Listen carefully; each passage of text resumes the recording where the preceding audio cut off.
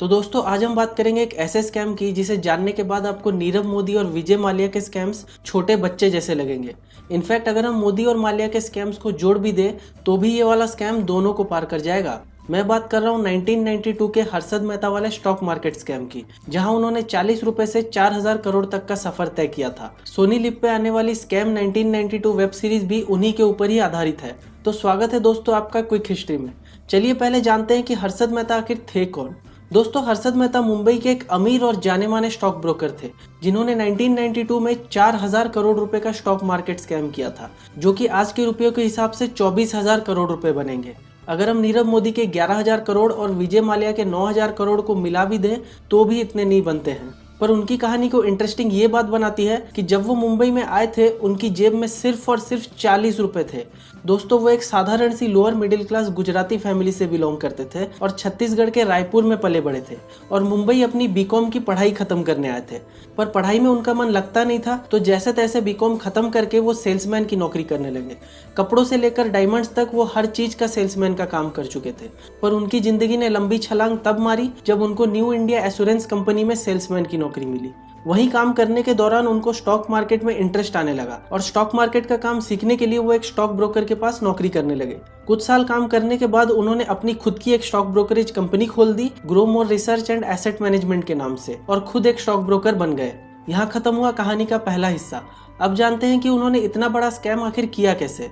दोस्तों 1991 में हमारी देश की इकोनॉमी का लिबरलाइजेशन हुआ था, यानी फॉरेनर्स को इंडिया में इन्वेस्ट करने की अनुमति दी गई थी। इससे हुआ ये कि देश में प्राइवेट सेक्टर ग्रो करने लगा और साथ ही प्राइवेट सेक्टर में फंड्स की डिमांड भी ग्रो करने लगी और इसलिए सरकार बैंकों को ज्यादा से ज्यादा लोन देने को बोलने लगी। पर शर्त ये रखी गई कि जितना भी लोन बैंक देंगे उस लोन के अमाउंट का कुछ परसेंटेज के बराबर का हिस्सा बैंकों को गवर्नमेंट बॉन्ड्स में इन्वेस्ट करना पड़ेगा। जैसे कि मान लीजिए रेट है 10% और किसी बैंक ने 100 रुपए का लोन दिया, तो उस बैंक को 100 रुपए का 10% यानी 10 रुपए का गवर्नमेंट बॉन्ड खरीदना पड़ेगा। पर होता यह था कि एक एक गवर्नमेंट बॉन्ड की वैल्यू 100 करोड़ की होती थी। तो मान लीजिए कि किसी बैंक ने एक छोटा सा 1 लाख रुपए का लोन दिया, तो उसका 10% होता है 10,000 रुपए, तो उसको सिर्फ 10,000 रुपए का ही गवर्नमेंट बॉन्ड चाहिए। पर गवर्नमेंट बॉन्ड तो 100 करोड़ से नीचे के आते नहीं थे। इस दिक्कत से निपटने के लिए बैंकों ने एक तरकीब निकाली, रेडी फॉरवर्ड डील के नाम से। इसमें होता क्या था कि अगर किसी बैंक के पास ज़रूरत से ज़्यादा बॉन्ड पड़े हैं और किसी बैंक के पास ज़रूरत से कम, तो ज़्यादा वाला बैंक कम वाले बैंक को 15 दिन के लिए अपने एक्स्ट्रा बॉन्ड उधार में दे सकता है ताकि उसकी ज़रूरत पूरी हो सके।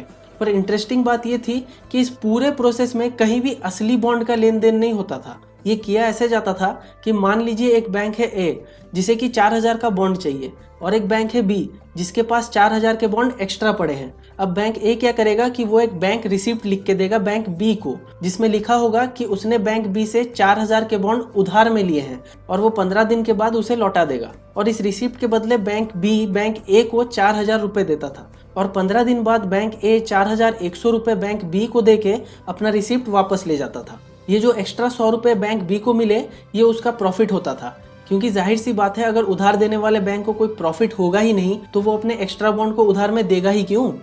अब यहाँ तक तो सब ठीक चल रहा था, पर दिक्कत कहाँ हुई? दिक्कत यहाँ हुई कि जो बैंक रिसिप्ट और पैसे का लेन देन है ये डायरेक्टली दो बैंकों के बीच होना चाहिए था। पर काम को आसान बनाने के लिए और टाइम बचाने के लिए बैंकों ने ब्रोकर्स का सहारा लेना शुरू कर दिया। ब्रोकर्स कमीशन के बदले दो बैंकों को मिलाने का, उनका पेमेंट क्लियर कराने का और बैंक रिसिप्ट की डिलीवरी करवाने का काम करने लगे। और साथ ही साथ 15 दिन के डील के बाद पैसे वापस करने की गारंटी भी ब्रोकर की होती थी। इससे हुआ ये कि सारे बैंक्स ब्रोकर पे पूरी तरह डिपेंडेंट हो गए अपने रेडी फॉरवर्ड डील्स के लिए।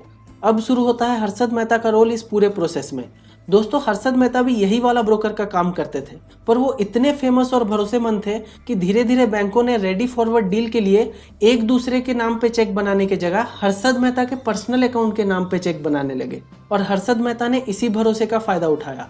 उन्होंने दो छोटे बैंक, बैंक ऑफ कराद और मेट्रोपॉलिटन कोऑपरेटिव बैंक के साथ मिलके फेक रिसिप्ट बनाए, यानी ऐसे बैंक रिसिप्ट जो महज एक कागज का टुकड़ा थे, और इन्हें इस्तेमाल करके वो बैंकों से अपने नाम पे चेक लेने लगे। जैसे कि मान लीजिए 5 बैंक है, तो जो बैंक 1 है वो उसका फेक रिसिप्ट बना के बैंक 2 को दे देते थे और बैंक 2 से अपने नाम पे चेक ले लेते थे और वो पैसे अपने ही पास रख लेते थे।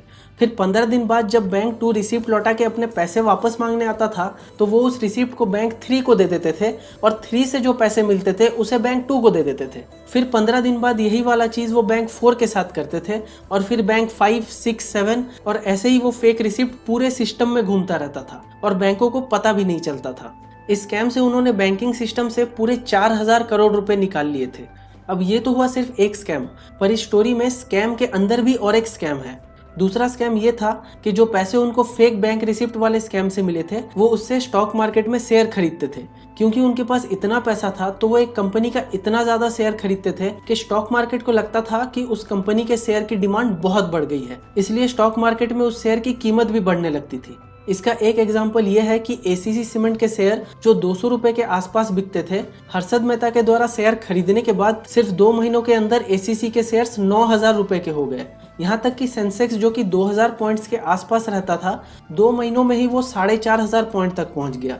इस दौरान वो शेयर मार्केट के बिग बुल के नाम से मशहूर हो गए। वो जिस भी शेयर को हाथ लगाते थे उसका भाव आसमान छूने लगता था। ये सब काफी अच्छा चल रहा था बिना कोई रुकावट के, पर तकदीर ने बीच में ही हर्षद मेहता का साथ छोड़ दिया। उनका 12,000 स्क्वायर फुट का वर्ली में सी फेसिंग पेंट हाउस, 20 से ज्यादा इंपोर्टेड लग्जरी गाड़ियां और अचानक से आई अमीरी मुंबई के एक जर्नलिस्ट सुचेता दलाल का काफी ध्यान खींच रही थी। उनके पास इतना पैसा अचानक से आया कहां से, वो इस बात की इन्वेस्टिगेशन में लग गई।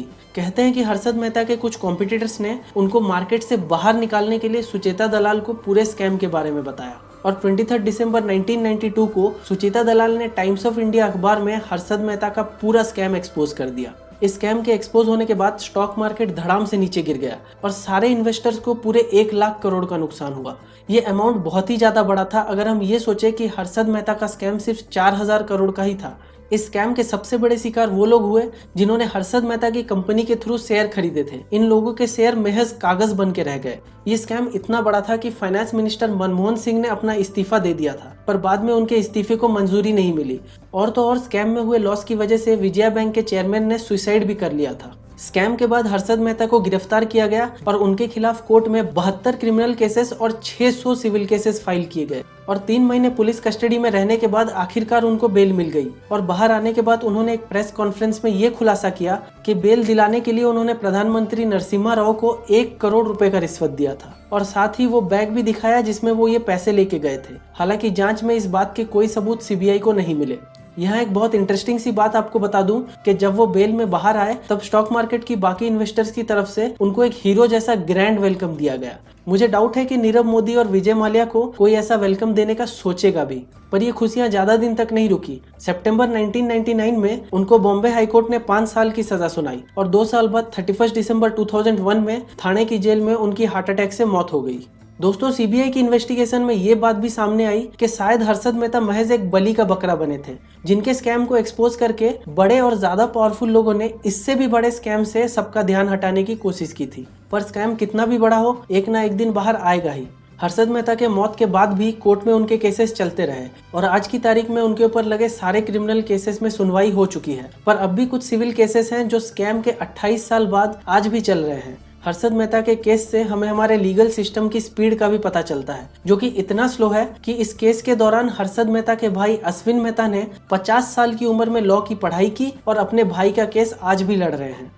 तो ये थी इंडिया के सबसे बड़े स्टॉक मार्केट स्कैम की कहानी, एक आम आदमी के 40 रुपए से 4000 करोड़ तक की कहानी। कमेंट सेक्शन में अपनी राय जरूर दीजिएगा। देखने के लिए शुक्रिया। मिलते हैं अगले वीडियो में।